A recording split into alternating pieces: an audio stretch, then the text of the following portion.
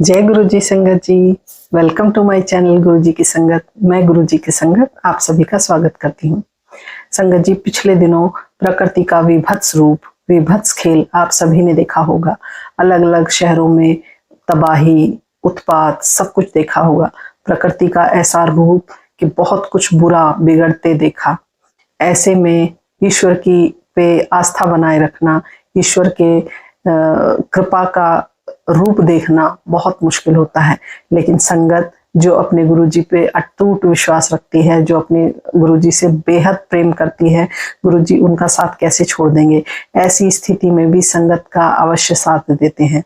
गुरुजी के सत्संग ऐसे समय पे भी निकल कर आते हैं। संगत जी, हमारे गुरुजी सच में कितने प्यारे हैं।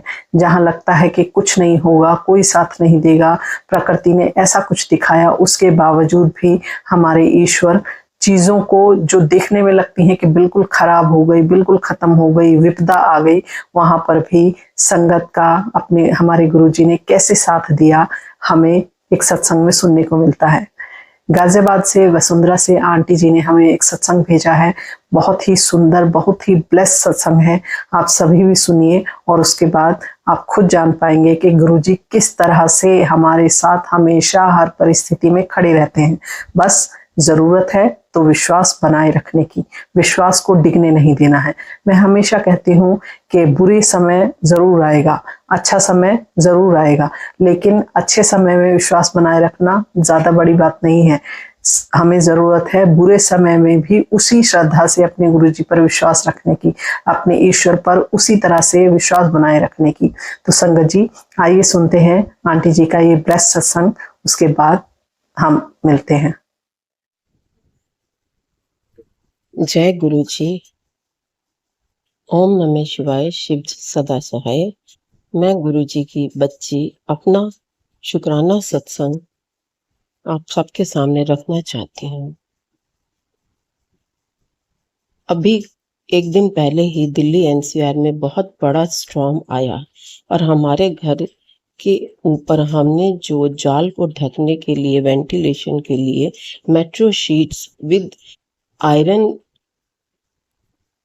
फ्रेम लगा रखी थी, वो पूरी की पूरी उड़ गई और हमें पता भी नहीं चला। जब नीचे बरसात का पानी आया तो हमें पता चला कि हमारी इतनी हैवी शीट 100 किलो से ऊपर की वो कहाँ चली गई। और जब बरसात थोड़ी रुकी तो हमने छत पे जाकर देखा तो देखा वहां फ्रेम के साथ ही शीटें है ही नहीं। इतने में मैं जब नीचे आई तो मेरे पास सोसाइटी की मेरी किसी फ्रेंड का फोन आया हुआ था कि तुम्हारी शीटें जो हैं वो हवा में आज जो स्टॉर्म आया उससे वहां से उतर के सामने घर वालों की ग्रिल से टकरा के और 2 गाड़ियों के ऊपर जाके गिर गई हैं, जो हमारे पीछे वालों की ही गाड़ियां थी। और जब मेरे को ये पता चला तो फिर मैं नीचे चक्कर लगाने गई कि देख के तो आऊं क्या हुआ है।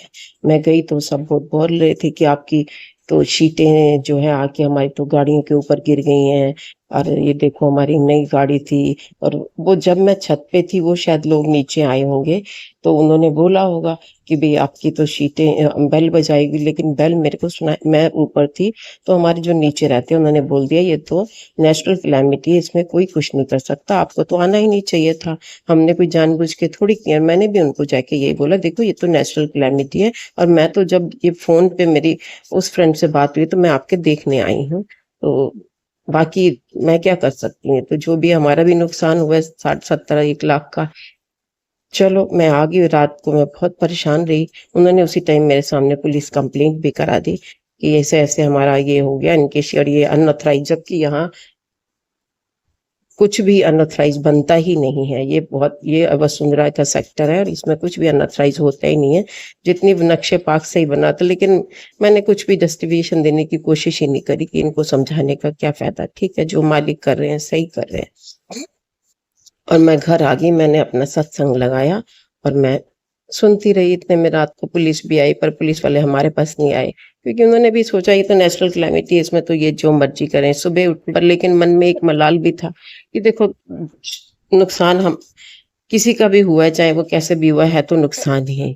चलो मैंने गुरुजी से अरदास की कि मालिक आप ही देखो, हम तो ना कभी पुलिस वुलिस के चक्कर में पड़े और ना हमारे हमारे मतलब तरफ से किसी को भी दुख होता तो हम ऐसी रूह है कि हमें तो बहुत ही ज्यादा दुख होता है, और ये दुख आप ही समेटो, आप ही हमारे सहाई हो, वो आप ही हमारी बाह पकड़ रखी, आप ही इस दुख इस कष्ट से भी बाहर निकालो। और सुबह जब मैं अपना बाहर निकली तो उनका बेटा आया, आंटी आप उसको उठवा लो ऊपर से।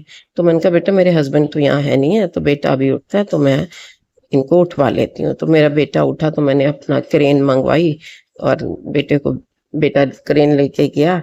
और उससे पहले उन्होंने जो है कटर भी बुला लिया था वेल्डिंग वाला, उसने वो सारी शीटें काट कूट दी और रख दी हुई थी अलग।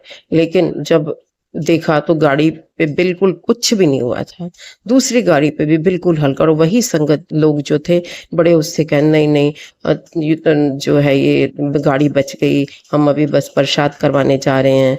मैंने कहा चलो शुक्र है मालिक तेरा, लख लख शुक्र है। और वेल्डिंग वाले को भी सारे पैसे हमने दे दिए, क्रेन वाले को भी चाहे उसने नहीं भी काम किया कि चलो कोई बात नहीं मालिक। और पता नहीं वो मालिक ने हमारा जो है कौन सा कष्ट था जो ऐसे करके कटवाया है। फिर भी मैं तो कह रही हूँ मालिक तेरा लख लख शुक्राना, हमें उस टाइम भी मतलब इतनी हिम्मत दी जैसे कि हमारे पीछे गुरुजी खुद खड़े हैं कि तू क्यों घबरान दी है। और मेरे को मैसेज भी आया था कि मैंने तेरे बेटे को लाइफ ब्लेस की है, तो इसका भी शुक्राना। मैं तो पता नहीं किस कष्टों से गुरुजी ने हमें बचाया है। और अब मैं अपना नया शुक्राना सत्संग लेके जल्दी ही आपके पास आऊंगी। ओम नमः शिवाय, शिव जी सदा सहाय। ओम नमः शिवाय, गुरु जी सदा सहाय। तो संगत जी, आपने आंटी जी का ये ब्लेस सत्संग सुना। आपने देखा आंटी जी ने जिन परिस्थितियों में ये सोच लिया था कि उनका इतना नुकसान हो गया है, इवन उनके पड़ोसी भी उन पर FIR करने का सोच रहे थे, उन पर कानूनी कार्रवाई होने का सोच रहे थे। हालांकि ये प्रकृति ने मचाया था तबाही, लेकिन फिर भी कुछ लोग नहीं समझते हैं। और आंटी पर सोचिए FIR तक दर्ज होने वाली थी। उस परिस्थिति में सिर्फ साथ किसने दिया? सिर्फ हमारे मालिक ने। तो मालिक हमेशा आपका साथ देंगे संगत जी, बस आपको विश्वास बनाए रखना है। आंटी जी ने सब कुछ गुरुजी पे छोड़ दिया और अंत में गुरुजी ने जब सोचा कि अब इसका साथ देने वाला कोई नहीं है, तब गुरुजी ने अपने हाथों में कमान ले ली और उन्हें उस सारी स्थिति से निकाल लिया जो हो सकती थी। सोचिए, एक गाड़ी जिसके ऊपर शायद टन किलो का लोहा गिर गया हो और इतनी तबाही के बाद भी गाड़ी पे एक स्क्रैच तक नहीं आया। आप बिलीव कर सकते हैं? ये कौन कर सकता है? ये सिर्फ और सिर्फ हमारे मालिक कर सकते हैं। तो संगत जी, गुरुजी सब कुछ कर सकते हैं और हमें क्या करना है? सिर्फ अपने गुरुजी पर विश्वास बनाए रखना है, उनसे प्रेम करना है, अरदास करनी है, मांगना नहीं है, उनको मानना है। आप देखेंगे कि गुरुजी वो काम भी करेंगे जो आपने कभी सोचे भी नहीं होंगे। आपके जीवन में ऐसे ऐसे बदलाव आएंगे जिनके बारे में आपने कभी कल्पना भी नहीं की होगी। तो संगत जी, विश्वास बनाए रखिए। गुरुजी की संगत है तो गुरुजी के बन के रहिए। इधर उधर मन भटकाने से कोई भी चीज हासिल नहीं होगी। गुरुजी के दर पे आ गए हैं तो कहीं और जाने की या अविश्वास बनाने की बिल्कुल जरूरत नहीं है। जय गुरुजी, शुक्राना गुरुजी।